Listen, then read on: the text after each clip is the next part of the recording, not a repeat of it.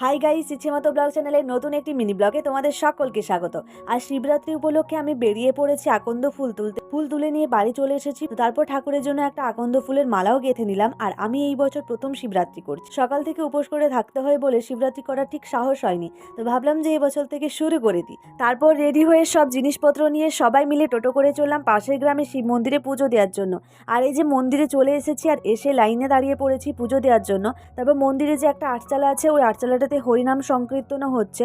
তো সারাদিন আমি ভেবেছিলাম যে না খেয়ে কিভাবে থাকবো, কিন্তু এই যে না খেয়ে আছি কিছু মনেই হচ্ছে না। আমি তো শুধুই ভাবছিলাম যে না খেয়ে থাকতে পারবো কি পারবো না, কিন্তু নাই, সারাদিন পুরোটা কেটেই গেল না খেয়ে।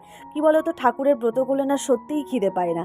তারপর বাড়ি এসে ঠাকুরের একটুখানি সাঞ্জল খেয়ে নিলাম, আর মা এইদিকে ঠাকুরের প্রসাদগুলো সবাইকে ভাগ ভাগ করে দিল, আর আমিও একটুখানি ঠাকুরের প্রসাদ খেয়ে নিলাম। তারপর খেলাম হচ্ছে রাত্রের খাবার সাবু মাখা। তো চলো, গুড নাইট। প্লিজ একটা লাইক করে দিও আর চ্যানেলটা সাবস্ক্রাইব করতে ভুলো না। বাই।